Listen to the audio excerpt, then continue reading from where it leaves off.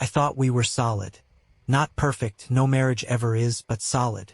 15 years together had given us a rhythm, a way of moving through life that felt steady, comfortable. We'd weathered the ups and downs like everyone else. And if someone had asked me, I would have said without hesitation that we were happy. At least I thought we were.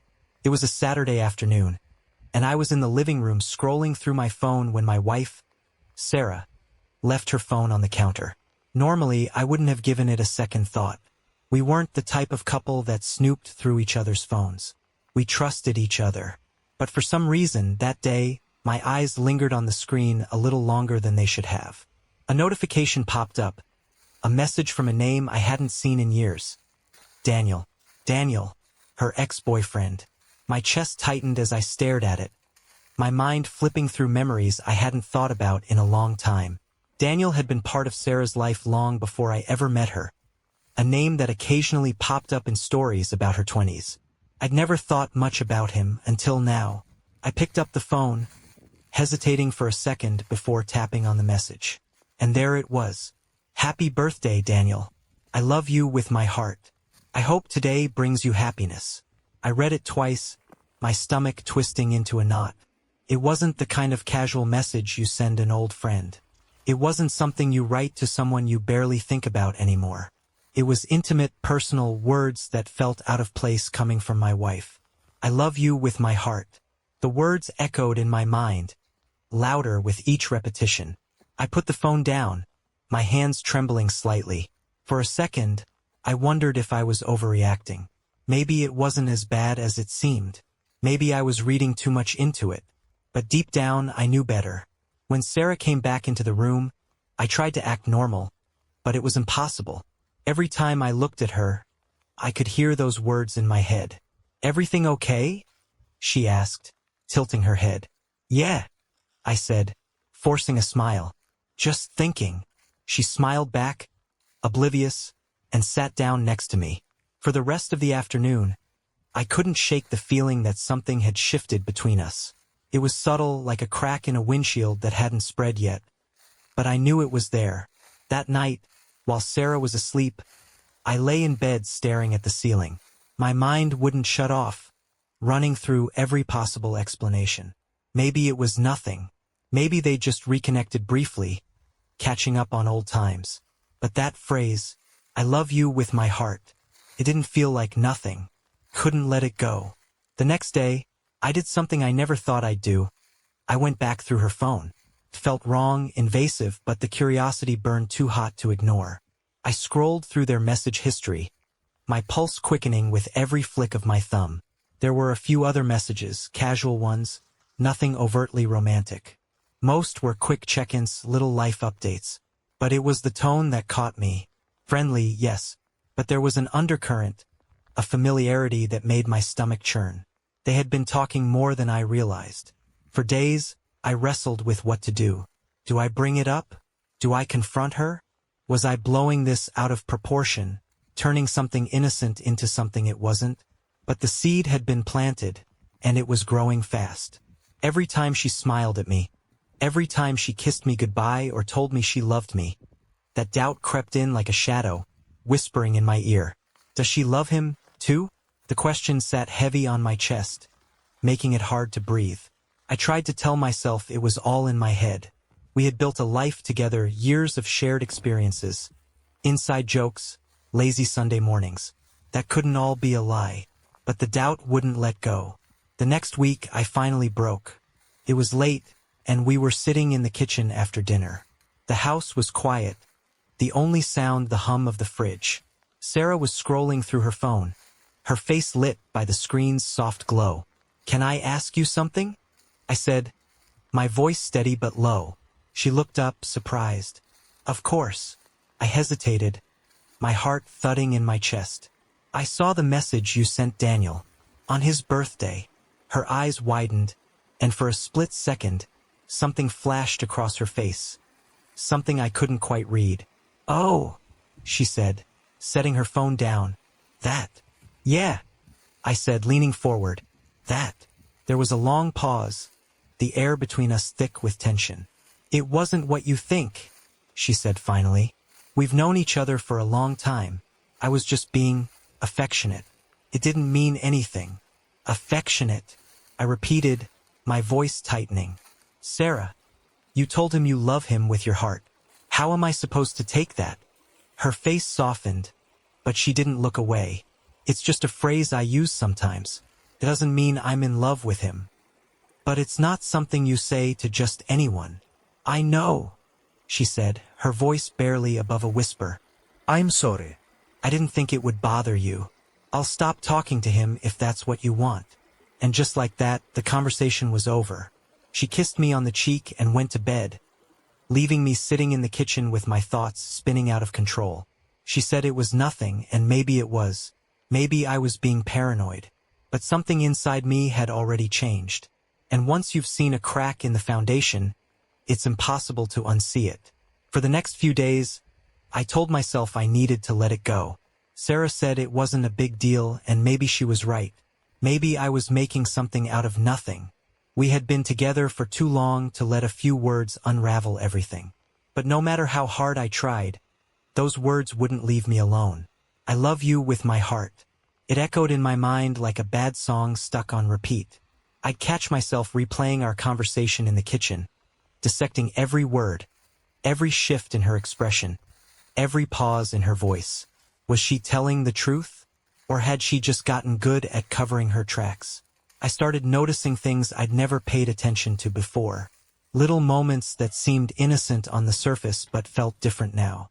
She was spending more time on her phone, smiling at something I wasn't a part of.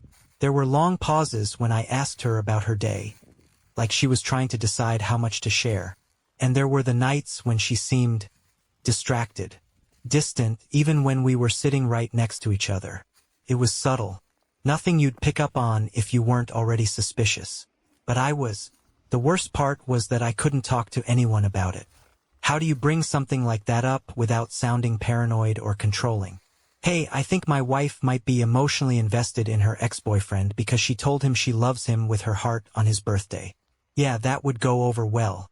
So I kept it all inside, letting it fester. One night, I found myself scrolling through her Instagram, something I rarely did. Most of her photos were the usual vacation shots, pictures of us, random sunsets, but as I scrolled further back, I found one that stopped me cold. It was from 3 months ago. A picture of a coffee cup and a slice of cake on a table I didn't recognize.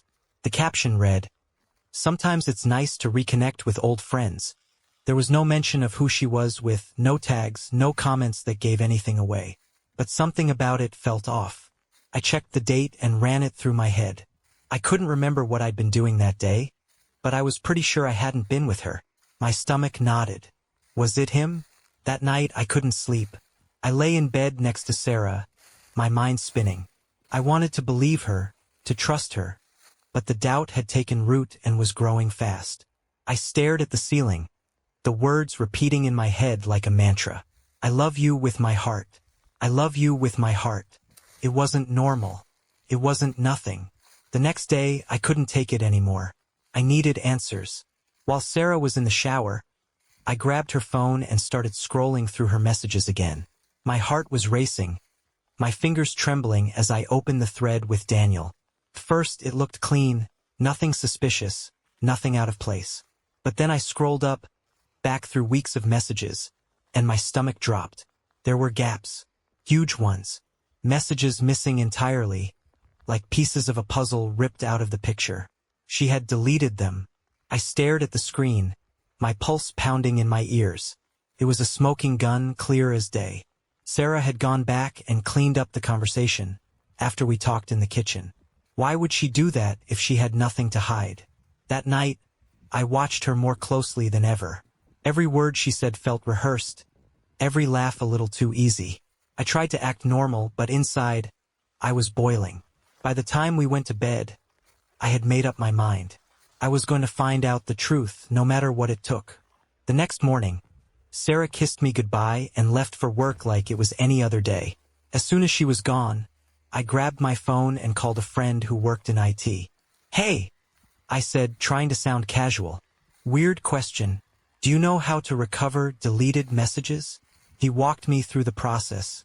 Complicated, but doable. Took a few hours, but eventually, I had them. The missing messages. I stared at the screen, scrolling through the recovered texts, my breath caught in my throat. Most of them were harmless. A few jokes, a couple of old memories. But then I found the one that changed everything. It was from Daniel, sent 2 weeks after her birthday message. Last night was amazing. Felt like old times. I've missed you more than you know. I scrolled down, my hands shaking. Me too, Sarah had written. I've missed you so much. And then the worst part. We need to be careful. The phone slipped from my hand, hitting the floor with a soft thud. I sat there, staring at it, my mind blank. She had cheated. Not just emotionally, not just with words. She had physically betrayed me. I felt the world tilt beneath me, the foundation cracking wide open. Everything I thought I knew about my life, my marriage, my wife, had been a lie. We need to be careful. Those words burned into my mind, leaving a scar I knew would never heal. I heard the front door open, Sarah's voice calling out from the hallway. Hey, I'm home. I didn't answer. Couldn't. The storm was coming, and there was no turning back. The morning after that conversation, I made a decision. I lay in the guest room, staring at the ceiling for hours, my thoughts circling the same question. Can I forgive her? Can I ever trust her again? The answer was clear. No, couldn't. There was no fixing this. Sarah had made her choice, and now it was my turn to make mine. By noon, I was sitting in a lawyer's office, filling out the paperwork to end our marriage. The words felt heavy on the page. Petition for divorce. I never thought I'd see my name on something like that. 15 years, gone in a few strokes of a pen. My lawyer, a sharp, no-nonsense woman named Claire, looked over the paperwork and nodded. We'll move fast on this. Any kids or shared debts I should know about? No kids, I said. We've got a joint savings account and the house. That's it. Claire raised an eyebrow. The house. Is it in both of your names? No. It's in mine. I bought it before we got married. Good, she said, scribbling a note. That'll make things easier. Legally, it's your separate property, but don't be surprised if she tries to stake a claim on it. People get weird when it comes to houses. I nodded, thinking that Sarah wouldn't stoop that low. She knew the house was mine, had always been mine. There was no way she'd try to take it from me. I was wrong. When Sarah was served the divorce papers, the first thing she did was call me. You're divorcing me? Her voice cracked with disbelief. Just like that. You cheated on me, Sarah. What did you think was going to happen?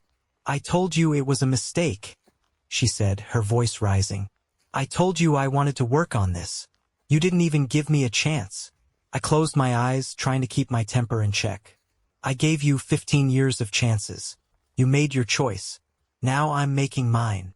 There was a long pause on the other end of the line. Then her voice changed, colder, more controlled. If that's how you want to play it, she said, fine. But don't think you're walking away with everything. I've lived in that house for 10 years. I helped build that life with you. I have a right to my share. My blood ran cold. The house is mine, Sarah. You know that. I bought it before we even met. That doesn't matter, she said. I contributed to this marriage. I'm entitled to something.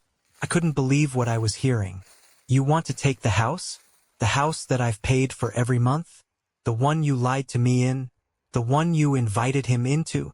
Her voice stayed calm, almost smug. I'm just asking for what's fair.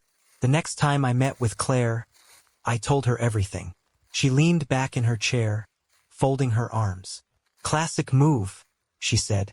She knows the house is technically yours, but she's hoping to negotiate for a piece of it in the settlement. Maybe she's thinking you'll give it up to avoid a long, ugly fight. I shook my head. She's not getting a damn thing. Claire smiled. Good. Then we'll fight. What followed was one of the most stressful months of my life. Sarah and I barely spoke except through lawyers. Every conversation turned into a battle, arguments over who contributed what, accusations thrown back and forth like grenades. She claimed that because she'd helped pay for renovations and contributed to household expenses, She was entitled to half the house's value. Claire argued that none of those things changed the fact that it was legally mine. The worst part was that it didn't feel like I was fighting over a house. It felt like I was fighting over the last piece of myself. The one thing I had left after everything fell apart. And I wasn't about to lose it. One night, Sarah showed up at the house unexpectedly. I was sitting on the front porch, sipping a beer, when she walked up the steps. "Can we talk?" she said, her voice softer than it had been in weeks. I gestured to the chair next to me. "Go ahead." She sat down, folding her hands in her lap. For a moment, neither of us spoke. Then she sighed. "This is getting out of control," she said. "We don't need to destroy each other over this." "Then stop trying to take my house," I said bluntly. Her eyes flashed with something. Anger, frustration, regret, maybe all three. "It's not about the house," she said. "It's about everything. I feel like you're erasing me from your life, like none of it mattered." I set my beer down, leaning forward. "It did matter, until you made it meaningless." "I'm not erasing you, Sarah. You did that yourself." Her eyes filled with tears, but I didn't soften this time. "Couldn't. I'll always care about you," I said. "But you can't rewrite history to make yourself the victim here. You made your bed. Now you have to lie in it." In the end, the legal battle dragged on for weeks, but Claire was right. Sarah didn't have a legal leg to stand on. The judge ruled in my favor, declaring the house my separate property. Sarah walked away with half of our savings, a few pieces of furniture, and a bitter expression that I knew would stay with her for a long time. As for me, I was left with an empty house and a heart that was still trying to figure out how to beat on its own. I stood in the living room after the final papers were signed, looking around at the walls that had witnessed so much. The house was still mine, but it felt different, hollow, stripped of the life it once held. But it was also a blank slate, and for the first time in months I felt like I could breathe. The day Sarah moved out, the house felt like a tomb. I stood in the doorway as she carried the last box to her car. She didn't say much, just a quiet, "Take care of yourself," before closing the trunk and driving away. I watched her taillights disappear down the street, half expecting some dramatic wave of relief to wash over me. But there was nothing, just the same suffocating quiet that had hung between us for months. I walked back inside, shutting the door behind me. The house felt bigger now, too big. The walls echoed with memories I didn't want to face, reminders of the life we had built and the mess we had made of it. I sat on the couch for what felt like hours, staring at the blank TV screen. What now? The first week after the divorce was brutal. I barely left the house. Every room felt like it had its own ghost, whispering fragments of conversations and laughter that used to fill the space. I didn't sleep much, didn't eat much either. Friends reached out, invited me out for drinks, tried to distract me, but I wasn't ready. The idea of putting on a smile and pretending everything was fine felt exhausting. So, I stayed in my bubble, cleaning rooms that didn't need cleaning, organizing drawers that hadn't been touched in years. Anything to keep myself busy. But no matter how hard I scrubbed, I couldn't shake the feeling that something had been permanently stained. A few weeks in, I hit a breaking point. It was late, and I was sitting in the kitchen, surrounded by takeout containers and half-empty beer bottles. I glanced around at the mess, at the pile of unopened mail on the counter, and felt something snap. This wasn't who I wanted to be. This wasn't how I wanted my story to end. I grabbed a trash bag and started cleaning. Not just the kitchen, everything.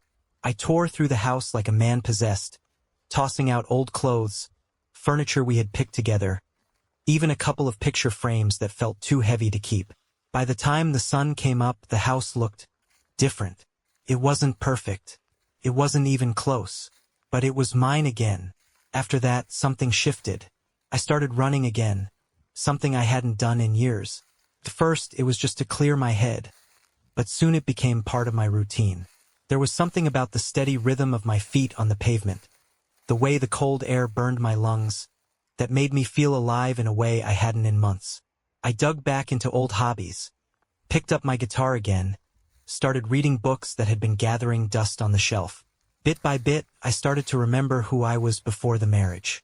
Not the bitter, broken version of myself who had been stewing in anger and regret, but the guy who had dreams and passions of his own. One afternoon, while cleaning out the garage, I found an old box of journals from my 20s. I hadn't seen them in years, had completely forgotten they even existed. I flipped through the pages, cringing at some of the younger version of me's thoughts. Who knew I was so dramatic? But one entry caught my eye. I don't know where I'm going yet, but I trust that I'll figure it out. Life isn't a straight road. It's a mess of detours, dead ends, and unexpected turns.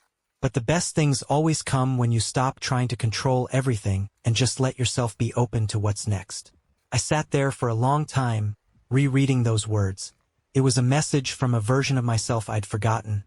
A reminder that maybe I didn't need to have all the answers right now. Maybe it was okay to just be. Things didn't change overnight. Some days were better than others. There were mornings when I woke up feeling light, like the weight on my chest had finally lifted. Then there were days when everything hit me at once, when the grief felt fresh again, raw and relentless. But slowly, those days got fewer and farther between. I started seeing friends again, letting them pull me back into the world. I said yes to things I normally would have avoided. Dinners, weekend trips, the occasional blind date, none of which went well, by the way. And through it all, I kept coming back to the house. It had become more than just a place to live.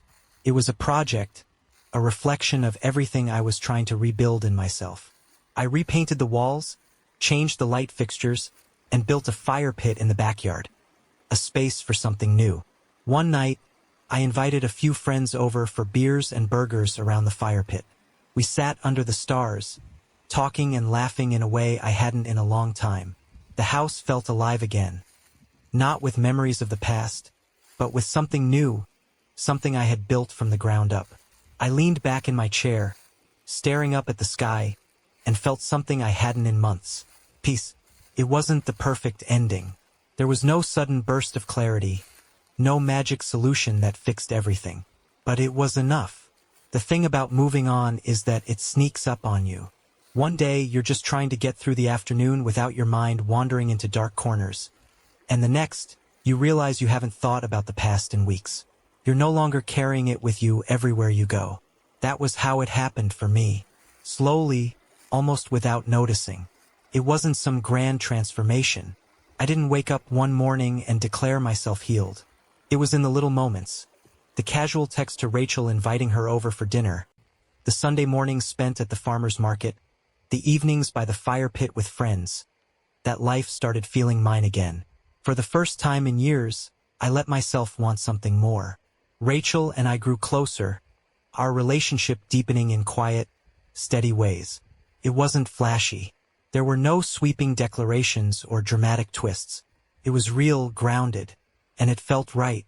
One night, as we sat on the couch flipping through travel guides, Rachel leaned over and rested her head on my shoulder.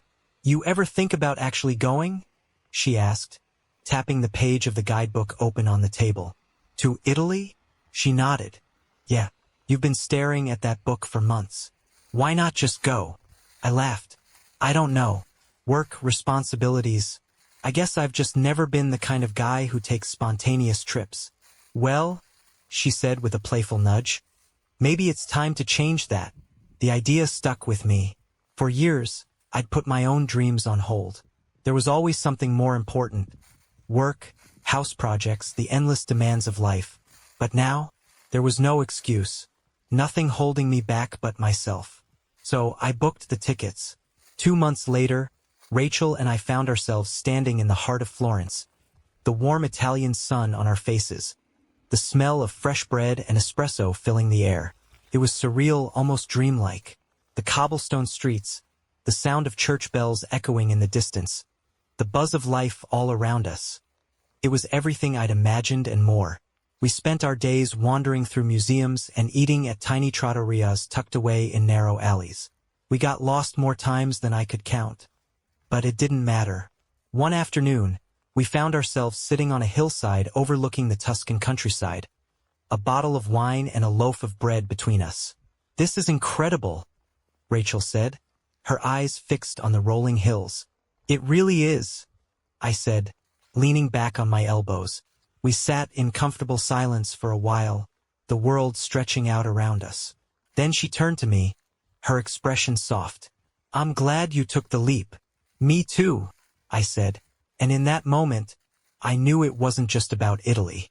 It was about everything, the house, the divorce, the painful process of rebuilding. All of it had led me here, to this hillside, to this version of myself I hadn't known I could become. When we got back from Italy, everything felt different. Not in a dramatic way, but in a quiet, subtle shift. The world seemed a little brighter, a little more open. I felt lighter, like I'd left a piece of my old self behind on those cobblestone streets. Rachel noticed it too. You seem free, she said one evening as we walked through the neighborhood. I think I am, I said, smiling. That trip marked the beginning of something new for me. I stopped worrying about what was next and started leaning into the things that made me feel alive. I started taking on more creative projects at work, volunteering at a local community garden, and even playing music again at open mic nights, something I hadn't done since my 20s. The house, once a symbol of everything I had lost, became a symbol of everything I had built. It wasn't perfect, but it didn't need to be. It was mine. One Saturday, while working on a new flower bed in the front yard, Rachel wandered out with 2 mugs of coffee. She handed me one, then leaned on the fence, watching me dig. So, she said, taking a sip, what's next for you? I thought about it for a second, the sun warming my face. I'm not sure, I said, but for the first time that doesn't scare me. She smiled, and we stood there in the morning light, the world full of possibility. By the time fall rolled around, life felt strangely balanced. It wasn't perfect, but it didn't have to be. I'd let go of that illusion a long time ago. What mattered was that I felt steady again. The cracks in my life hadn't disappeared, but they'd been filled with something stronger. Patience, understanding, and maybe even a little grace for myself. Rachel had become an essential part of that balance. We spent more time together, blending our routines, figuring out what it meant to build something new without rushing it. She had her place, I had mine, but there was an undeniable pull towards something more permanent. You should just move in, she teased one night while we were making dinner. You're here half the time anyway. Save yourself the commute. I laughed. You trying to trap me? Maybe, she said with a grin. You'd be easy to trap. Just leave coffee and fresh bread out. I didn't give her an answer that night, but the thought stayed with me.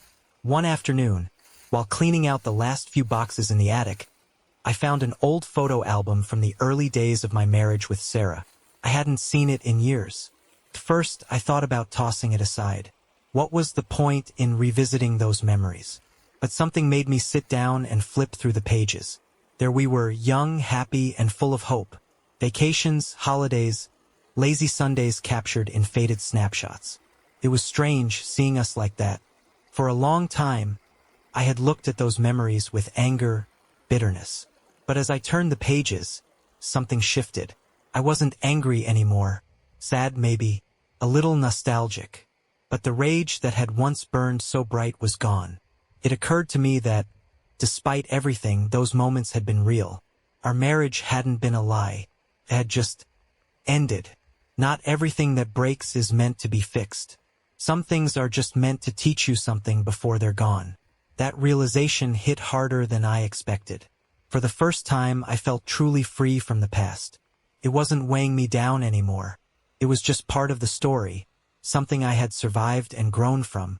A few days later, I decided to reach out to Sarah. It wasn't about reopening old wounds or dragging up the past.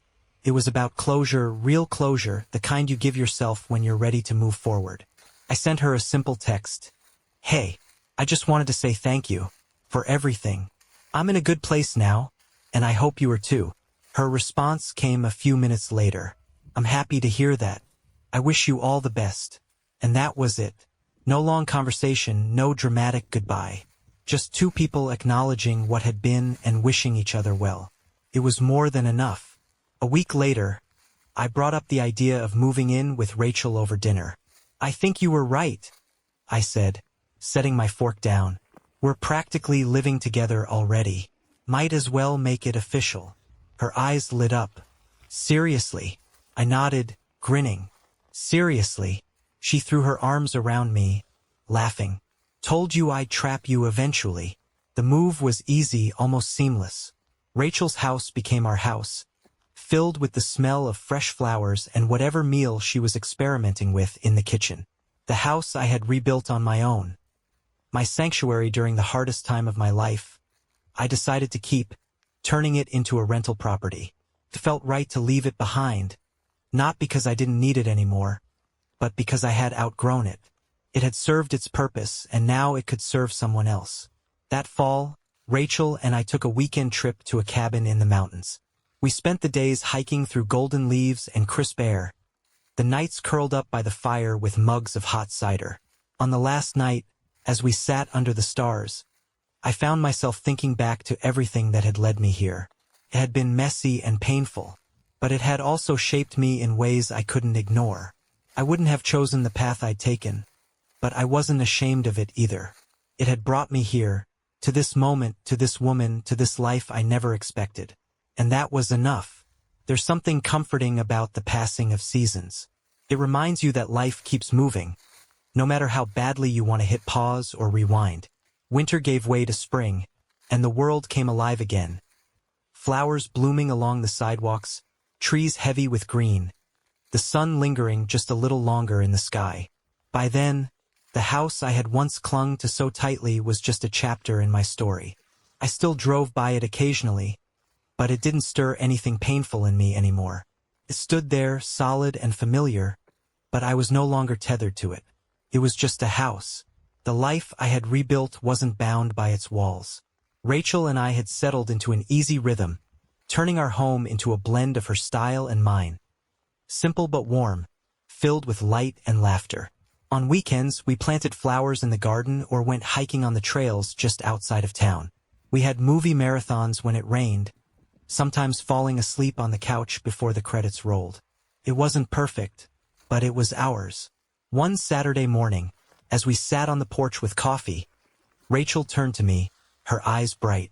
"You know," she said, "we should go back to Italy next summer, spend more time in the countryside, maybe even take a cooking class." I laughed. "You just want an excuse to drink wine and eat pasta for a week straight." "Obviously," she grinned. "But seriously, we should make a habit of this, traveling, seeing new things. No more waiting for the right time." I nodded, taking her hand in mine. I liked that idea. It felt symbolic somehow. A promise to keep moving forward, to keep exploring what life had to offer without holding back. Later that day, I took a long walk through the neighborhood, the familiar streets bathed in the soft light of late afternoon. It struck me how different everything looked. Not because the world had changed, but because I had. The man who once stood on this same street, staring at his house with the weight of betrayal and heartbreak pressing down on him, felt like a distant memory. I was still him in some ways, but I had shed so many of the things that once defined me. The pain, the doubt, the anger. They were all part of the journey, but they didn't own me anymore. I stopped at the little park nearby and sat on a bench, watching the world go by. A couple walked past, holding hands, laughing at something one of them had said. A little girl chased her dog across the grass, her giggles filling the air. Two older men played chess at a picnic table, their conversation punctuated by bursts of laughter and dramatic gestures. It all felt so simple, so alive. And I realized that, despite everything, I was happy. Not the kind of happiness that comes with fireworks or grand moments, but the quiet kind. The kind that sneaks up on you when you're not looking. The kind that grows in the cracks of your life when you least expect it. I stayed there for a while, just soaking it in. For the first time in a long time, I wasn't thinking about the past or worrying about the future. I was just there, fully present, fully alive. And that was enough. When I got home, Rachel was in the kitchen, humming softly as she diced vegetables for dinner. She looked up when I walked in, her face lighting up with a smile. "Hey," she said. "How was your walk?"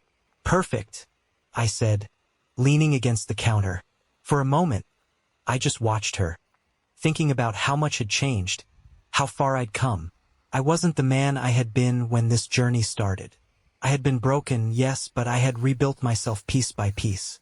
And in the process, I had discovered something I never expected. You don't have to be perfect to be whole. You just have to keep showing up.